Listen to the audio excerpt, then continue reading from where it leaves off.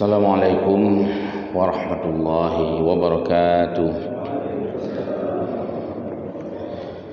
Alhamdulillahi rabbil alamin, wabihi nasta'inu ala umuri dunya waddin. Allahumma salli wa sallim ala sayyidil mursalin wa ala alihi wa ashabihi ajma'in. Allahumma rabbana zidna ilma warzuqna fahma birahmatika ya arhamar rahimin. Allah muslimin muslimat jamaah salat subuh Masjid Al-Muttaqin yang mulia, guru-guru kami, sesepuh, para orang tua yang berhadir, kita selalu memuji Allah Azza wa Jalla, menyampaikan juga salat wa salama pada Rasulullah Muhammad sallallahu alaihi wasallam. Kita lanjut lagi pengajian tafsir. Subuh ini kita ingin melihat bagaimana Allah Subhanahu wa taala menekankan kepada kita untuk menunaikan akad transaksi atau semacam perjanjian atau istilah umum MOU dengan berbagai pihak. Ada pihak kita dengan Allah, ada pihak kita dengan sesama manusia. Al-Maidah ayat 1. A'udzubillahi minasyaitonirrajim. Bismillahirrahmanirrahim. Ya ayyuhalladzina amanu aufu bil 'uqud. Wahai orang-orang yang beriman, penuhilah, tunaikanlah, realisasikanlah janji-janjimu itu. Uhillat lakum bahimatul an'am. Allah telah menghalalkan kepadamu mengkonsumsi binatang ternak, membolehkan memakan binatang ternak, dan hukumnya adalah halal. Illa, kecuali yang tidak boleh dimakan, ma yutla alaikum, apa yang Allah sebutkan itu memang tidak boleh.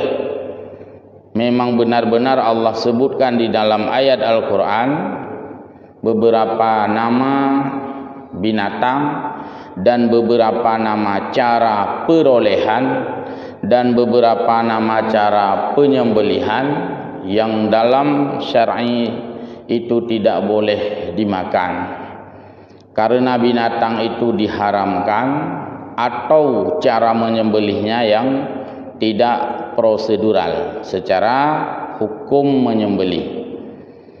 Ghairu muhillis saidi, namun demikian ketika Allah menghalalkan makan lembu, tetap tidak boleh memburu lembu itu. Wa antum hurum, ketika kita sedang berihram.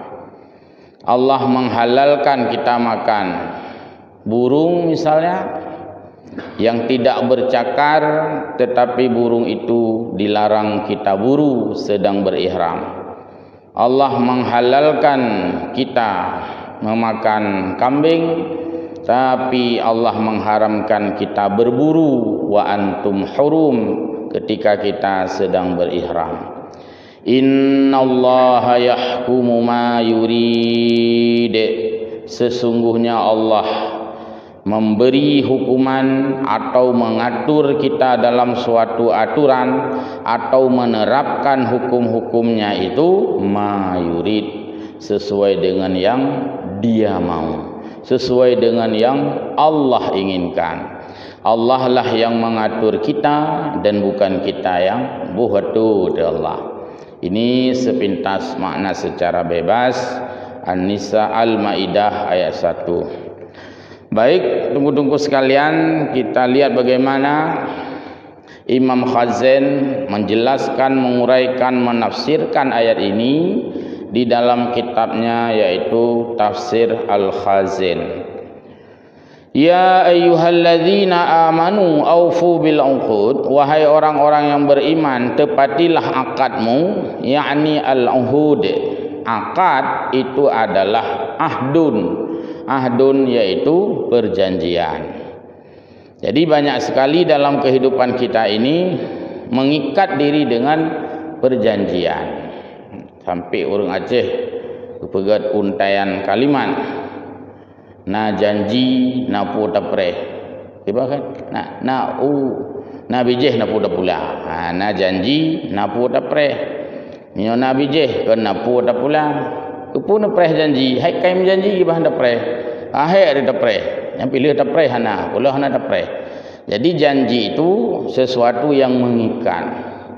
Wakhtalafu fil muradi bihadhil uqudi, terjadi perbedaan sudut pandang antara ulama di kalangan para mujtahidin, di kalangan para mufassirin, di kalangan para ahli yang memahami Al-Quran. Ulama-ulama tersebut memiliki sudut pandang yang berbeda, bukan salah, persepsi yang berbeda, paradigma, cara berpikir berbeda, horat gemulai, tapi nanti ujung-ujungnya sama semua. Allati amarahallahu taala biwafaiha, apa yang Allah perintahkan di sini menunaikan janji. Para ulama berbeda sudut pandang. Janji apa maksudnya ini? Faqala Ibnu Jurayj, salah satunya menyebutkan bahwa hadza khitabu li ahlil kitabi, janji ini adalah janji di mana ditujukan oleh Allah kepada orang ahli kitab. Kita pahami bahwa ahli kitab adalah orang-orang yang beriman kepada Allah, beriman kepada Rasul, beriman kepada kitab suci yang asli dari Allah, tetapi saat itu belum hadirnya Nabi Muhammad. Ya, masa Nabi Isa, setelah Nabi Isa diangkat oleh Allah, karena diimani dalam Ahlus Sunnah Nabi Isa tidak wafat pun bukan, apalagi disalib. Maka ketika Nabi Isa sudah diangkat oleh Allah ke langit dan masih hidup sampai hari ini dan akan turun nanti pada saatnya, maka terjadilah transisi kenabian. Nabi Isa sudah tidak ada di bumi, Nabi Muhammad saat itu belum Allah utus. Itu yang disebut dengan masa transisi. Lebih kurang itu, kalau nanti saya tidak salah ingat, ada 500-an tahun, jauh sekali itu. Disebut dengan masa fatrah dalam bahasa agama, masa transisi. Nah, jadi orang-orang ahli kitab pernah berjanji mereka itu untuk menepati janji mereka. Karena di dalam kitab-kitab sebelum Al-Quran, Allah sudah menyebutkan akan hadirnya Nabi akhir zaman, yang namanya saat itu belum sebagai Muhammad, tapi ismuhu Ahmad. Yang karena yang dalam kitab-kitab Taurat, Injil, mereka itu berjanji pada Nabi Isa, ya kami nanti akan beriman kepada Nabi yang diutus terakhir kali, Khatamun Nabi, Nabi Muhammad. Maka pada saatnya Nabi Muhammad sudah diutus, Allah menagih janji itu. Maksudnya orang ahli kitab pernah berjanji, tepatilah janjimu itu. Ketika Nabi Muhammad sudah diutuskan, imani itu adalah Rasulullah. Itu satu sudut pandang. Karena yang makna di sini, ya ayyuhalladzina amanu bil kutubil muqaddamah, hai orang-orang yang beriman dengan kitab-kitab yang sebelum Al-Quran. Aufu bil uqud allati ahadtaha, tepatilah janjimu yang pernah kamu janjikan. Fi sya'ni Muhammadin sallallahu alaihi wasallam wal imani bihi, yaitu tentang kamu meyakini, mengikuti, loyal, cinta, ikut kepada Muhammad sallallahu alaihi wasallam dan kamu mengimaninya sebagai nabi terakhir. Waqila, pandangan yang lain dalam memberi makna ayat ini adalah huwa khitabu lil mu'minina amarahum bil wafai bil uqudi, yaitu ditujukan kepada orang-orang yang mukmin. hana muteuh urang ahli kitab, ya kita sekarang orang-orang ahli, orang-orang mukmin, terhadap apa yang Allah perintahkan dalam semua bentuk uqud. Dalam agama kita Islam kan banyak sekali berkaitan dengan transaksi, banyak sekali berkaitan dengan akad. Nah, akad nikah, akad jual beli, akad sumpah, kan, akad kerjasama. Yang kelihatan dalam agama katanya, nyan yang dipegang oleh Allah, pokoknya apa saja yang kamu telah mengikat diri untuk berjanji, maka mesti kamu menepatinya. Ya ayyuhalladzina amanu aufu bil uqud. Hai orang-orang yang beriman, tepatilah, tunaikanlah, realisasikanlah janji-janjimu. Sudah dua pandangan di sini. Yang ketiga, qala Ibnu Abbas. Ibnu Abbas sebagai penafsir Al-Quran yang pertama sekaligus sahabat Nabi, beliau memberikan makna ini dalam ayat uqud ini, hiya uhudul iman, yaitu janji keimanan. Kita sebagai manusia, dasar kita ini adalah fitrah, kan dasar manusia lahir, kullu mauludin yuladu alal fitrah. Kita semuanya dilahirkan pada awalnya adalah semuanya steril, nggak ada yang kafir, steril semua. Ketika kita di alam arwah dan kita lahir pada saat bayi masih baru 1-2 hari, balita di bawah usia 5 tahun itu, semua kita dalam keadaan suci, tidak ada kesalahan apapun, termasuk kafirnya pada saat lahir dia juga dalam keadaan suci. Adapun kekafiran adalah pengingkaran, bukan bawaan, pengingkarannya.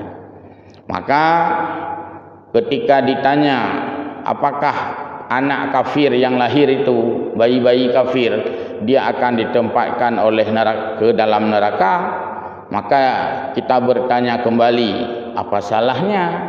Kan dia dilahirkan. Nah, ini menunjukkan bahwa bayi itu, anak kecil itu tidak membawa dosa.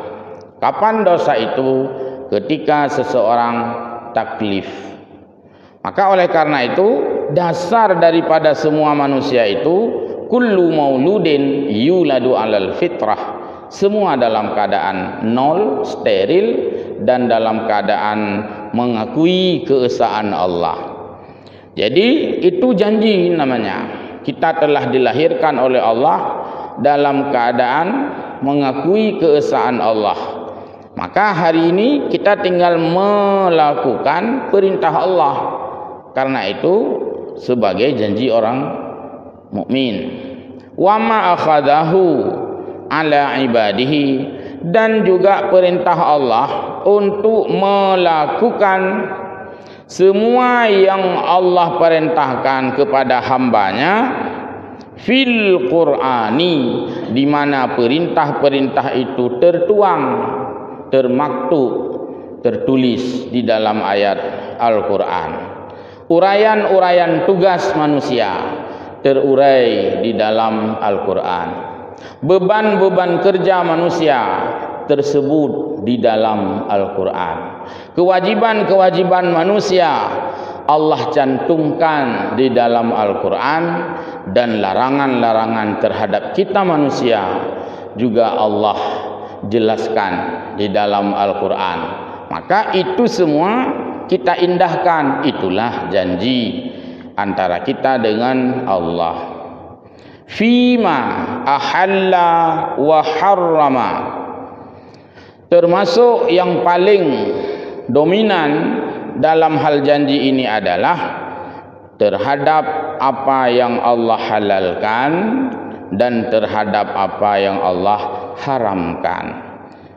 Pakena hubungan halal haram, karena ayat ini berikutnya Allah menceritakan, menjelaskan makanan yang halal dan makanan yang haram. Berarti ayat ini satu sisi sasarannya adalah untuk kita orang mukmin agar apa yang Allah halalkan kita makan, apa yang Allah haramkan tidak kita makan. Karena berikutnya bicara tentang posisi, keadaan dan status hewan. Apakah hewan itu halal atau hewan itu haram? Kalau Allah katakan halal, maka kita janji untuk bisa makan. Kalau itu haram, kita janji untuk tidak makan. Jadi ini makna-makna daripada janji yang Allah sebutkan. Sudah 3 pandangan. Waqila, pandangan yang lain, bal hiyal uqudul lati yata'aqadahan nasu bainahum. Janji yang dimaksudkan dalam ayat di sini mencakup janji-janji yang pernah dilakukan antara manusia sesama manusia. Letaknya yang hari ini kita istilahnya ada MOU, MOI dan sebagainya. Yang bahagian daripada janji, sehingga lahirnya surat perjanjian sewa menyewa, surat perjanjian sewa menyewa, jual beli, surat perjanjian jual beli dan lain-lain, kerjasama, perjanjian kerjasama. Yang di sini juga dijelaskan rincian. Wama yu'aqiduhul insanu ala nafsi. Bahkan janji itu juga termasuk janji seorang manusia terhadap pribadinya sendiri. Ini nama janji geror tidak. Janjinya hana wajib, tak janji tak lakukan. Makanya wajib tak penuhi. Ya, apa saja janji kita boleh jadi itu dalam bentuk nazar. Yang kan nazar dalam janji ya. Dalam janji ba Allah. Allah Ta'ala bila begini-begini saya akan bernazar dengan sesuatu. Kita jelaskan yang wajibnya karena yang kata menjanji. Ya, walaupun tidak ada kaitan dengan siapapun. Kedua yang bunuh janji antara pihak-pihak. Kalau kan inodum kan lembaga ini menandatangani MOU dengan kementerian pulih, negara ini dengan negara pulih. Sudah biasa hari ini banyak kita lihat MOU itu dikembangkan di lembaga-lembaga pendidikan.